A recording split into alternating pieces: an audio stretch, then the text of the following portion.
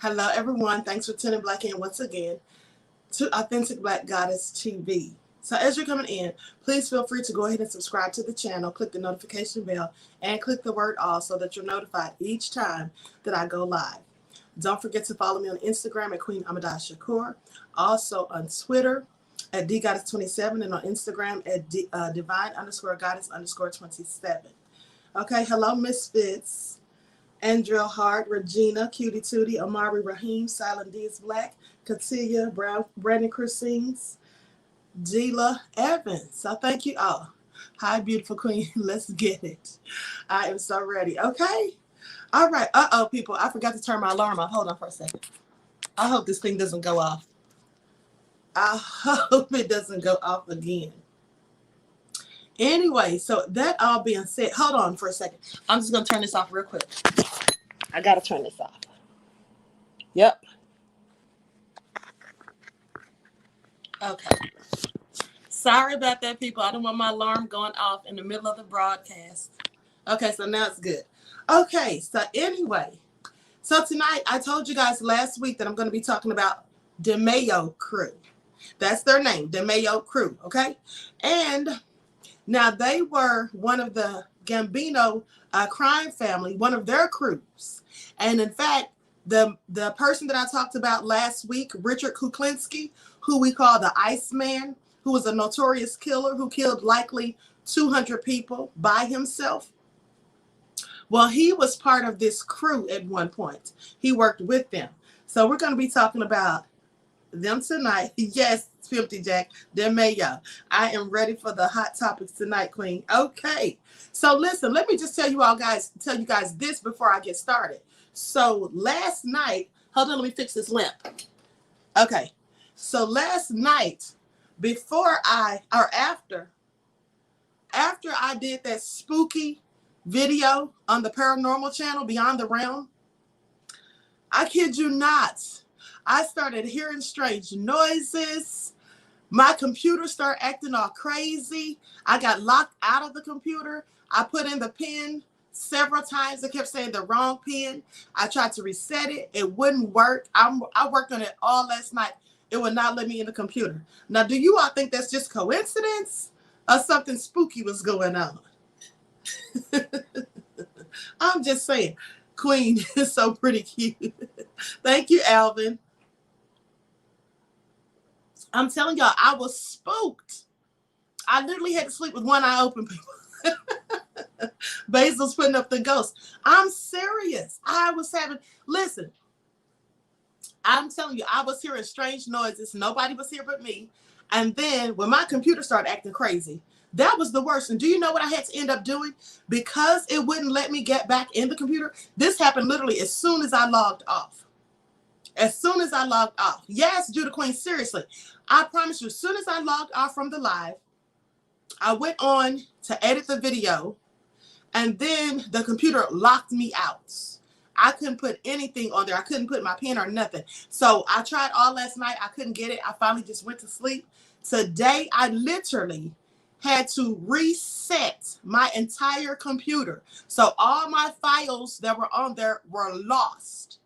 All of my files were lost. Every last thing I had saved on there was all gone because I had to reset it like it was a brand new computer and start from scratch. Okay? Please tell me somebody make that make sense. Crazy, right? The screw tube spirit. Alice said crime stories are haunting you. Alice, it was that paranormal story I told last night. I had no business telling it clearly. But that's not going to stop me because there's more to come. Okay, so let's get started with this story, people. Roy DeMeo was the leader of the Mayo crew, right? So let's talk about it.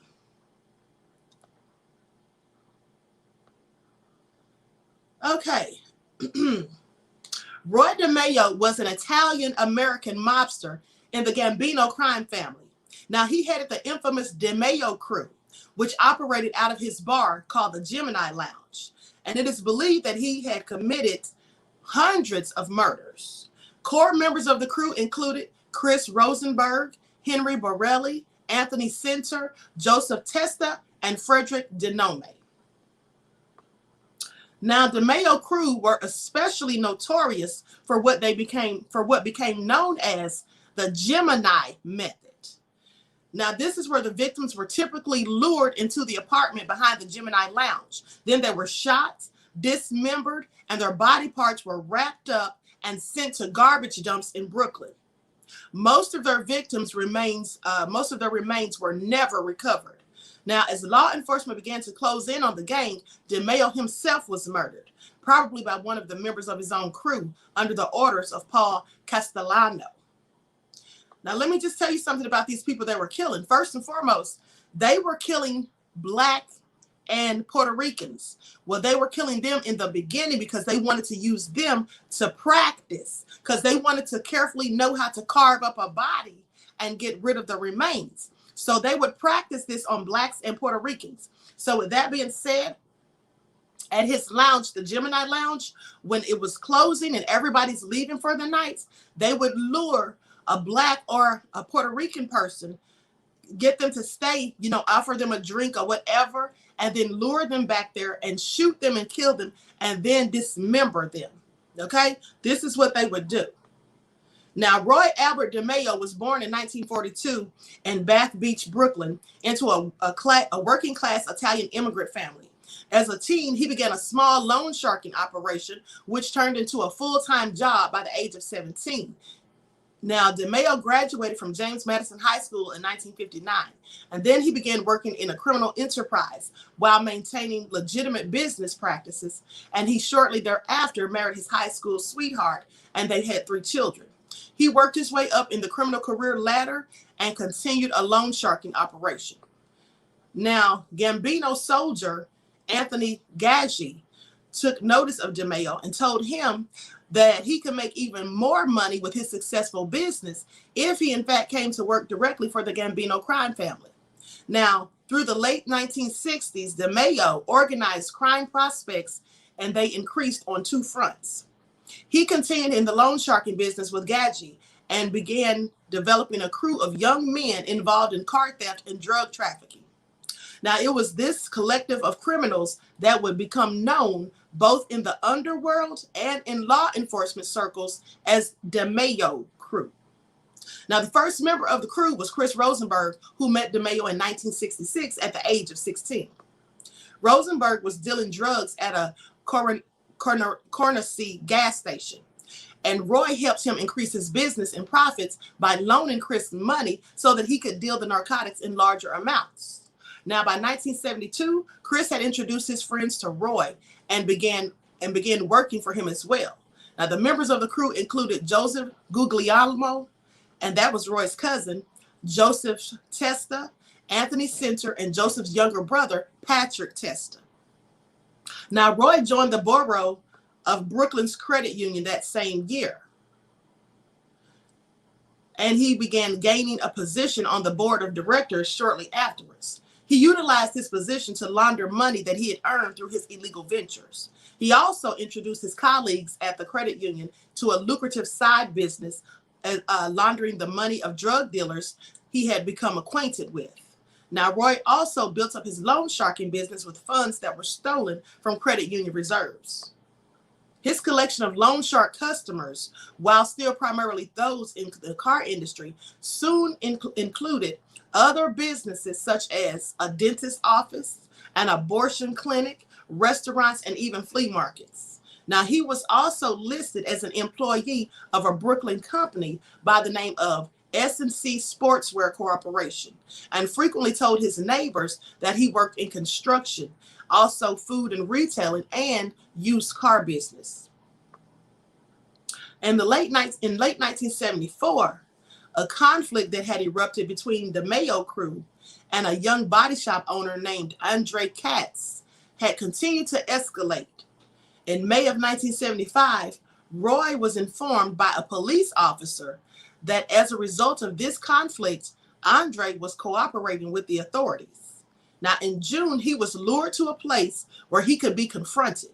And after being abducted, he was stabbed to death and then dismembered. An accomplice who helped bait Cates confessed her role, and then Joseph Testa and Henry Borelli were both arrested. They would secure an acquittal at trial in January of 1976. Now, this was the first known murder committed by DeMeo crew, and for years it was thought to have been the first occasion where Roy or members of his crew had actually dismembered a body for disposal. Now, in 2003, however, new information was provided to the FBI by Bonanno underboss Salvatore Vitale, who claimed that in 1974, he was ordered to deliver the corpse of a man who had just been murdered, and he was ordered to take the body to a garage in Queens so that it could be disposed of. When he arrived at the location, Vitale claims that Roy DeMeo was present, along with several other men who may have been early members of DeMeo crew. Vitale also claims that Roy had a knife with him, presumably to dismember the corpse. Now, this information suggests that DeMeo and his followers may have been involved in murder and dismemberment earlier than previously thought by law enforcement. And here's another thing to notice. Now, Roy DeMeo, he was a butcher prior to doing all of this. At one point, he was a butcher's apprentice. So he clearly knew how to dismember and cut up things. And he had the people, and he had the tools to do so. Now, as the 1970s continued, Roy cultivated his followers into a crew experienced with the process of murdering and dismembering the victims, with the exception of killings intended to send a message to anyone who would hinder their criminal activities, or murders that presented no other alternative. A set of method of execution was established by Roy and his crew to ensure that victims would be dispatched quickly and then made to disappear. Now, the method of execution was dubbed the Gemini method, named after the Gemini Lounge, which Roy owned, the primary hangout of the DeMeo crew as well, and the site where most of the crew's victims were killed. Now, the exact process of the Gemini method, revealed by multiple crew members and associates who became government witnesses in the early 1980s, it went as follows. This is how they carried out their method. Typically, the victim would be lured through the side door of the lounge, and in the apartments that made up the back portion of the building, this is where they would lure them to. Now, at that point, a crew member, and it was usually Roy DeMeo, according to a crew member who turned government informant named Frederick DeMone. He says Roy would then approach with a silenced pistol in one hand and a towel in the other, shooting the victim in the head and then wrapping the towel around the victim's head, wound it up like a turban in order to staunch the blood flow. Now, immediately after, another member of the crew, originally it was Chris Rosenberg up until 1979, when he was murdered.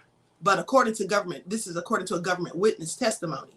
Now, so another person would then stab the victim in the heart. Now, they would stab them in the heart in order to prevent the blood from continuing to pump after the gunshot. But by then, the victim would be dead, at which point the body would be stripped of its clothing and dragged into the bathroom, where it was left while the remaining blood drained out and the rest of it coagulated within the body. Congealed within the body. This was to eliminate the messiness of the next step. Now, when crew members would place the body onto plastic tarps laid out in the main room, then they would proceed to dismember it, cutting off the arms, the legs, and the heads.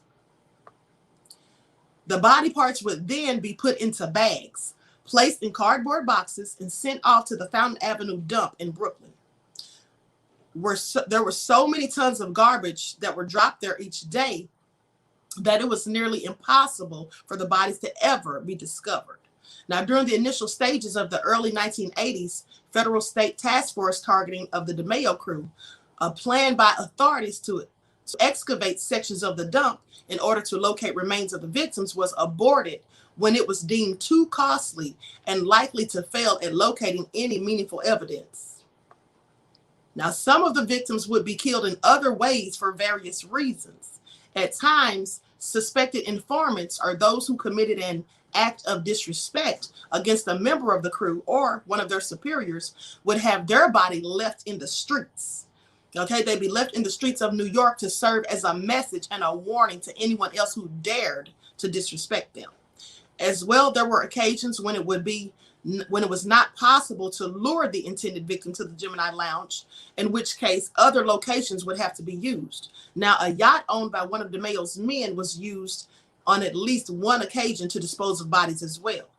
Dominic Montiglio, who visited DeMeo frequently to pick up payments for Anthony Gaji, said in an interview that if the crew didn't kill at least 3 people per week, they would be depressed. Can you imagine?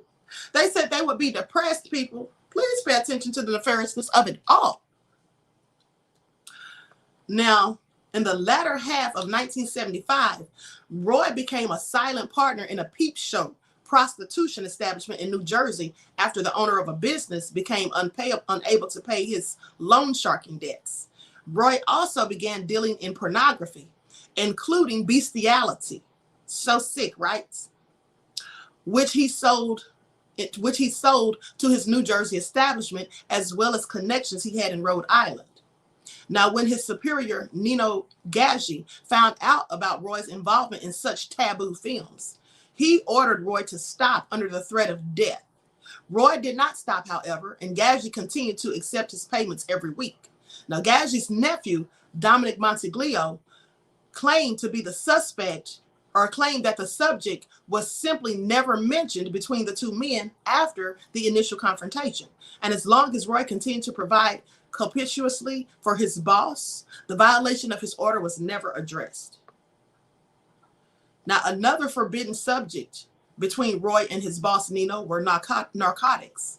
In the Gambino crime family, as most of the other mafia families in the country, drug dealing was an act punishable by death for any members caught being involved.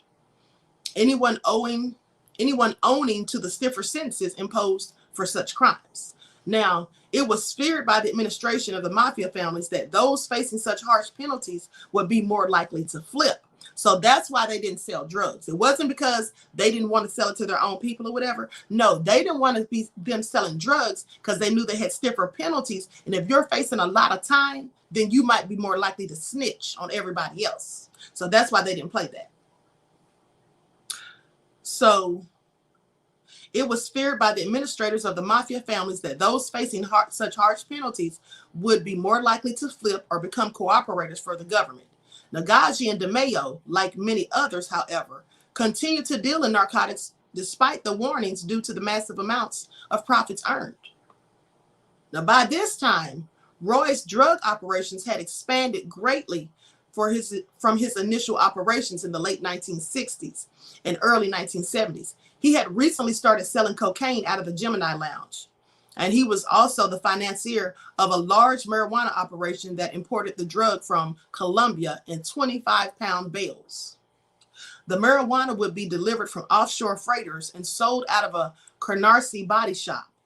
Roy's weekly tributes to Nino continued to increase from his drug operations, and Nino continued to feign ignorance as of the source of the money. Because he knew he was selling drugs, but he wasn't going to say anything because he was getting paid real nice. Now, as 1975 drew to a close, Roy was almost indicted due to the IRS investigations into his income. Months earlier, the Bureau of Brooklyn Credit Union had been pushed into insolvency as the result of DeMeo and his colleagues plundering it for its finances. Now, insolvency, that's basically when you owe so much in taxes, but you don't even have the assets or the money or funds to cover what you owe. The debt is, in fact, more than what you own, okay? So they have been pushed into insolvency due to DeMeo and his colleagues plundering its finances. Now, as a result, Roy quit the credit union, avoiding law enforcement attention that increased as the union was merged into one another. Now, despite this, Roy had already gained the attention of the IRS earlier that year. You can tell those Mayos love blood. It's why they eat half cooked meat. So Roy had already gained the attention of the IRS earlier in that week before an indictment could be handed down against him, however. He utilized false affidavits from businesses owned by friends and acquaintances, claiming that he was on their payrolls as an employee. Now, these affidavits served to account for some of his income, and he and the IRS reached a settlement. So he was pretty slick. All he did was lie and act like he was working for different people when clearly he wasn't working for anybody but himself.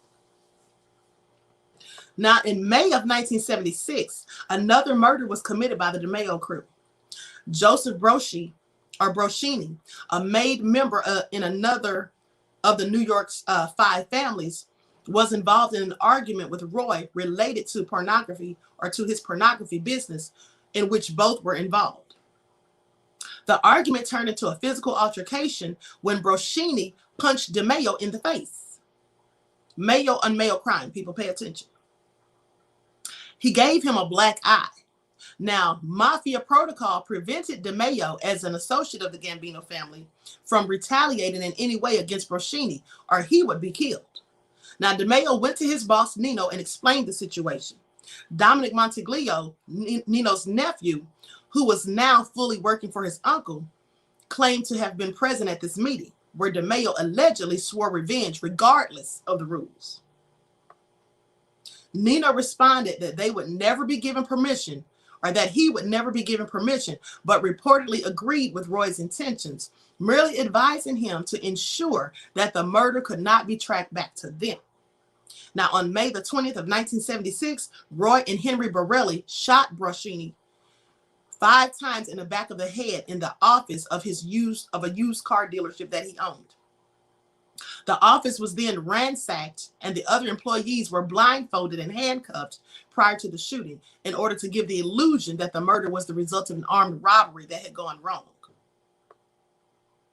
Now, in the following month, Vincent Governara, a young man with no organized crime ties, was shot down by Roy and Anthony Gadji.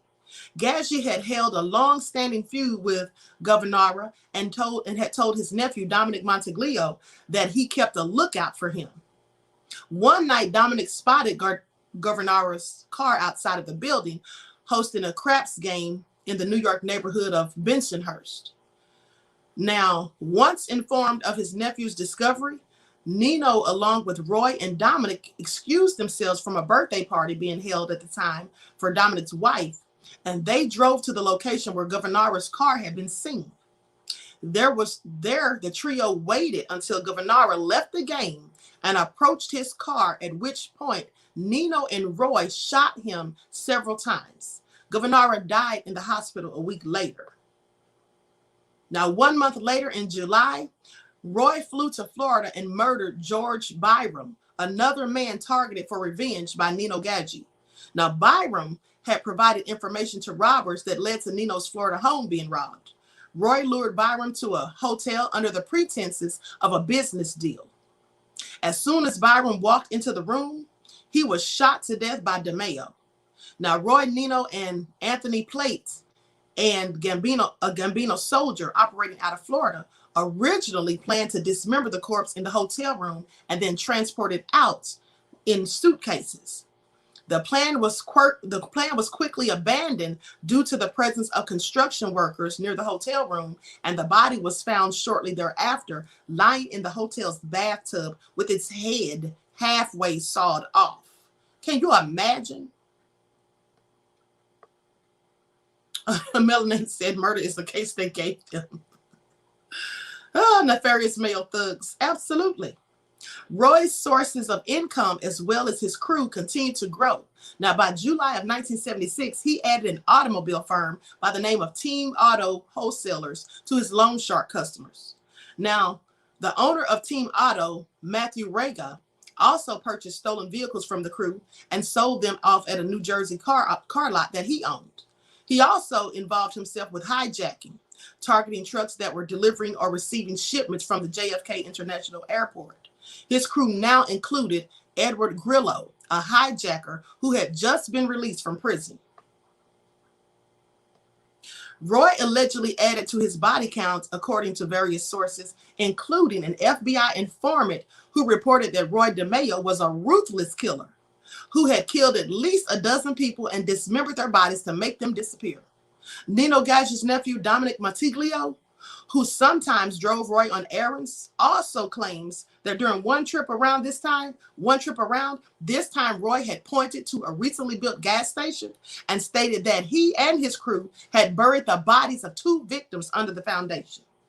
Now, in the fall of 1976, the Gambino crime family went through a massive change when it lost its boss, Carlo Gambino.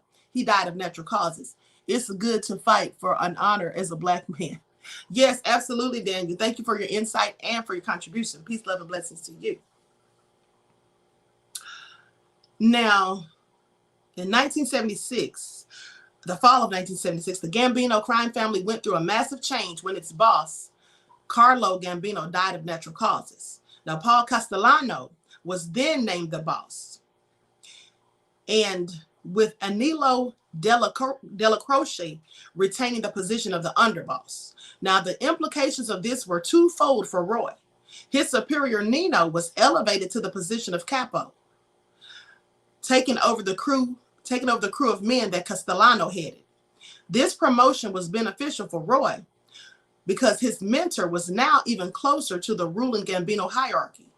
Another advantage was that now that Carlo Gambino had died, new associates would be eligible for membership into the family. Now, Castellano did not immediately open the books for new members, however, opting instead to promote existing members and change around leadership of the crews that now presided over one another. He reportedly told Gaggi he was against the idea of DeMeo ever being a made member for a number of reasons.